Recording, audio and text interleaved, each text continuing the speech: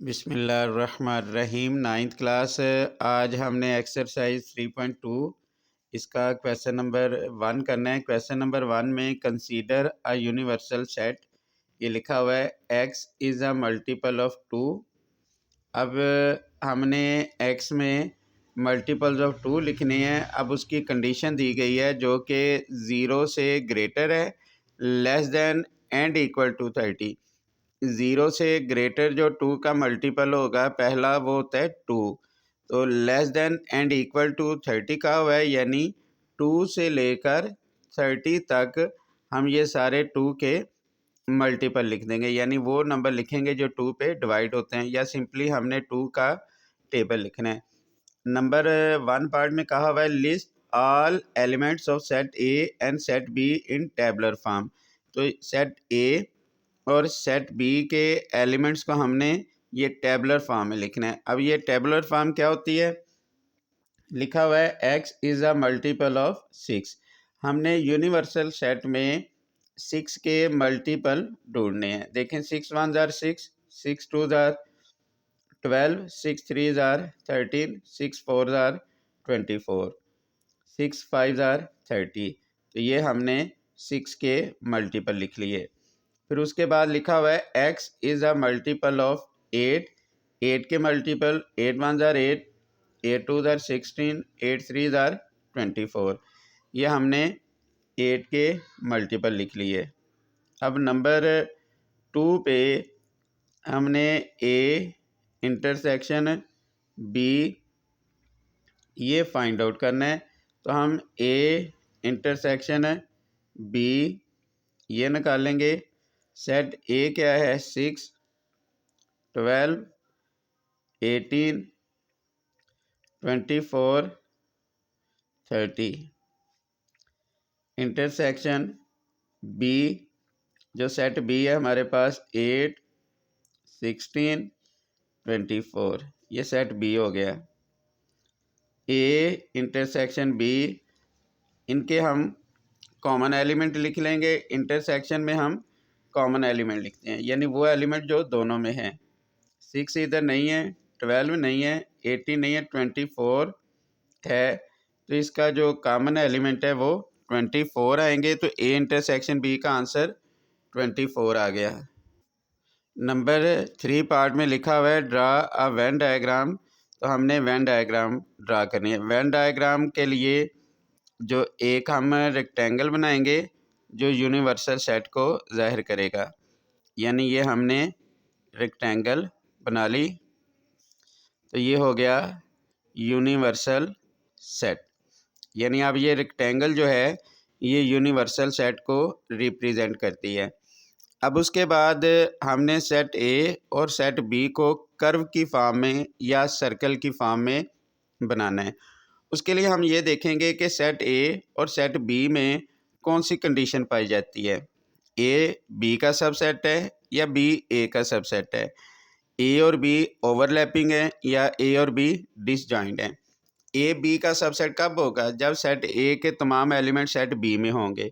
तो सेट ए के तमाम एलिमेंट सेट बी में नहीं है, ए बी का सबसेट नहीं।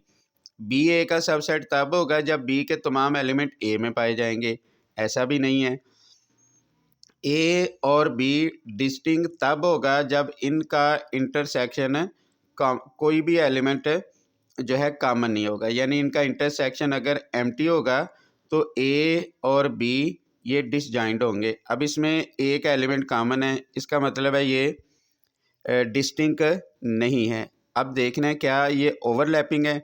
अगर एक या एक से ज़्यादा एलिमेंट कॉमन हो तो फिर ये ओवरलैपिंग होगा। अब ये ओवरलैपिंग है।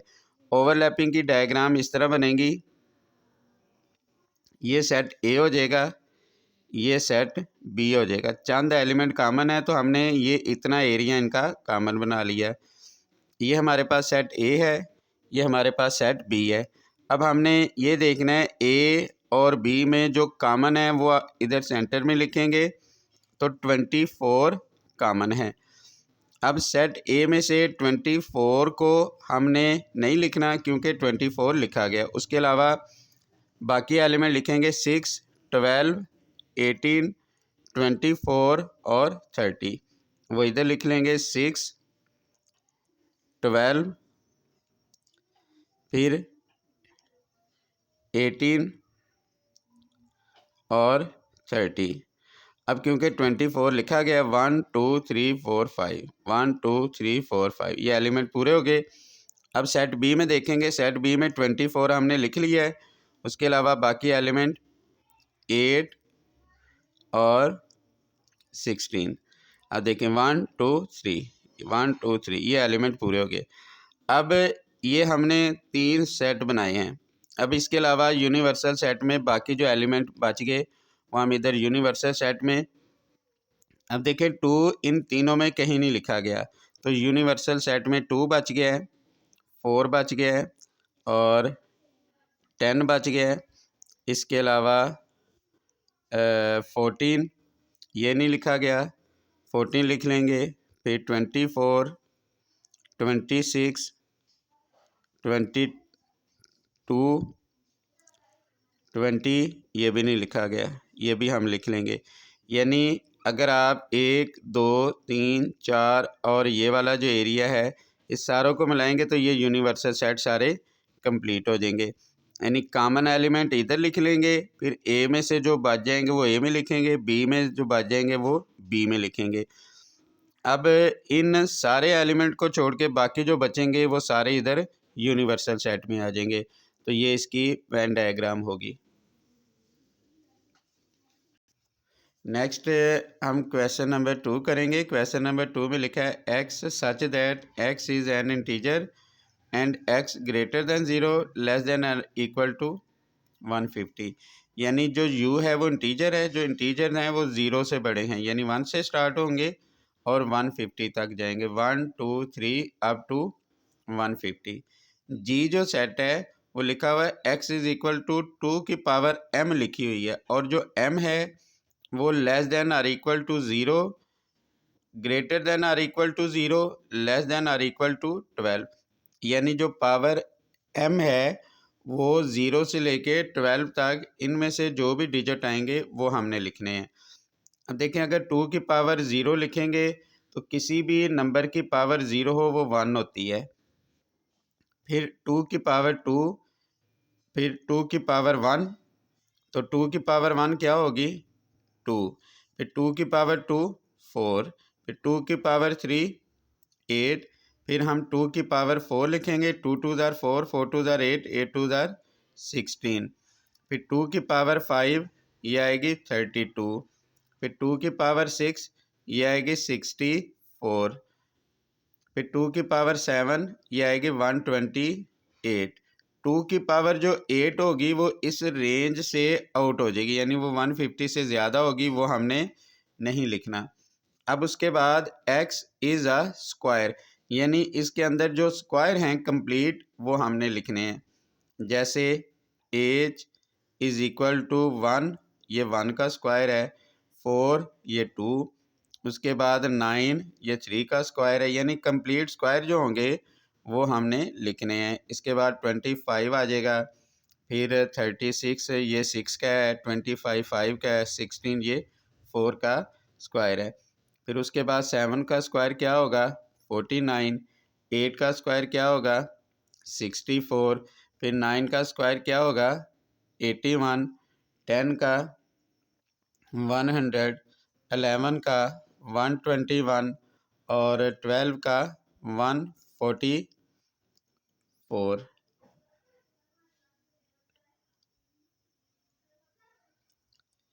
और उसके बाद ये रेंज है इसकी 150 तक, और जो 13 का स्क्वायर होगा वो होगा 169, जो इससे 150 से बढ़ जाएगा। तो इसका मतलब है हमने यहाँ तक ही लिखना है। तो ये इसके टेबलर फॉर्म आ गए, यानी इसका पार्ट नंबर 1 कंप्लीट हो गया। पार्ट नंबर 2 में कहा हुआ है फाइंड आउट करें जी यूनियन एज, यानी जी और एज के एलिमेंट को कंबाइन करके लिख देंगे 1, फिर आ जाएगा 2, 3 नहीं है, फिर आएगा 4, 5 नहीं है किसी में, फिर उसके बाद आएगा 8, फिर आ जाएगा 9, 9 के बाद आएगा 16, 16 के बाद आएगा 25, यानी हमने एलिमेंट्स को तरतीब से लिख देना है। 32, 32 के बाद आएगा 36, फिर आ जाएगा 49। अब जैसे देखें 64 2 टाइम है, आपने इसको 1 टाइम ही लिखना है। 64 के बाद है 81 आएगा, फिर आ जाएगा 100, 100 के बाद 121,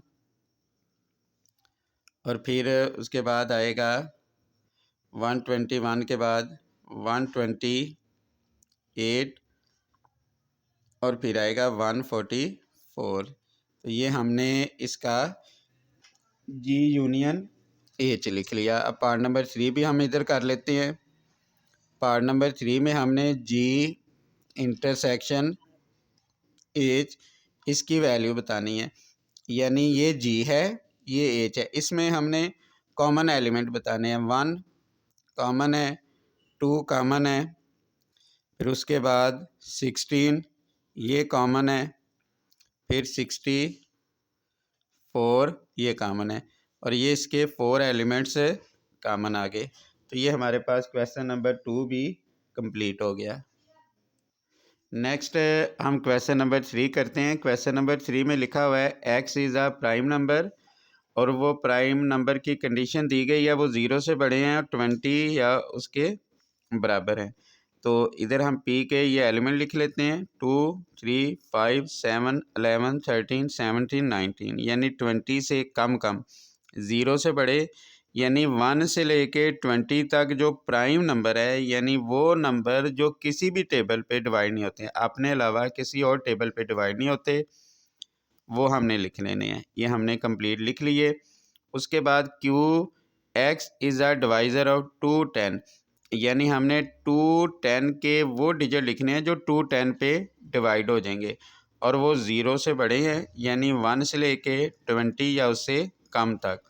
तो ये ऐसे डिजिट हैं फर्स्ट 20 में जो 2 10 पे डिवाइड हो जाते हैं, यानी 2 10 इस पे भी डिवाइड हो जाएगा, इन सब पे 2 10 डिवाइड हो जाएगा।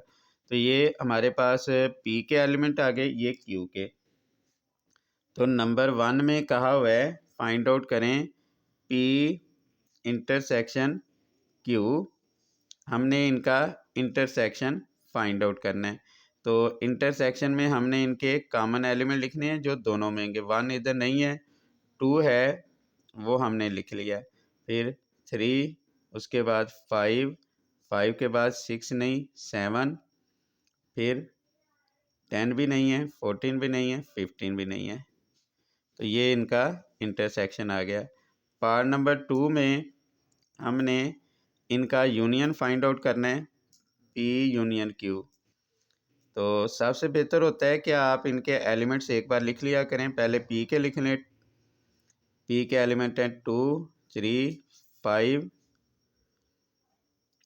7, 11, 13, 17, 19, और यूनियन क्यू, ये क्यू के एलिमेंट है 1, 2, 3, 5, 6, 7, 10, 14, 15।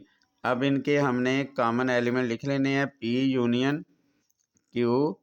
अब दोनों के एलिमेंट को कंबाइन करके लिख देंगे 1, 2, 3, 4 नहीं है, 5, 6 दोनों में नहीं है, 7, 8, 9, 10 है। फिर उसके बाद 11, 12 भी नहीं है, 13, 13 के बाद 14, 15, 17 और ये 19, यानी दोनों के एलिमेंट्स को हमने कंबाइन करके लिख लिया। ये इनका यूनियन हो गया। इसमें इधर 6 भी आएगा, इसमें 6 मौजूद है, इधर हम 6 लिख देते हैं।